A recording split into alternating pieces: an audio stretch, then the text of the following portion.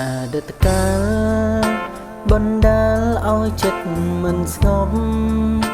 ចង់ឲ្យគ្រប់យ៉ាងត្រឡប់ចង់ឃើញមុខលោកពុកមានគុណ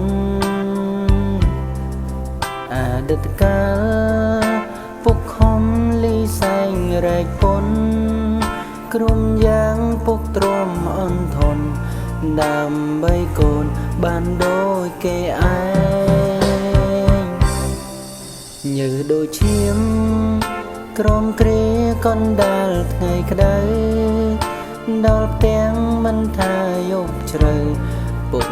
តែងនៅនេបនិនប្រឡែងកូននៅតូចលងលងព្រោះតែសំលេងលួងលោមបំពេឲ្យគេងលក់វងវែងក្រំស្បៃរាត្រីតែពេលនេះបាត់លោកពុកបាត់ពុកឆ្ងាយពីភត្រាបាត់ពុកទៅណាមិន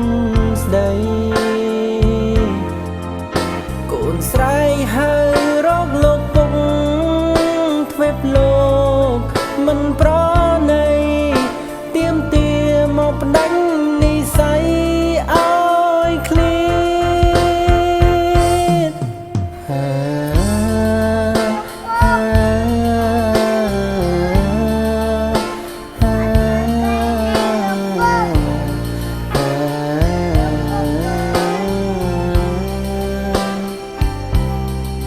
ណាណាណាណាណា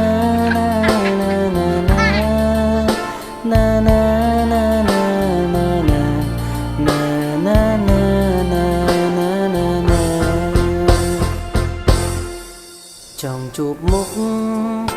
ចង់ឃើញពុកនៅចិត្តកូនពាក្យពេចន៍បំពេលលួងលោមធ្វើឲ្យកូនរត់នៅស្រណង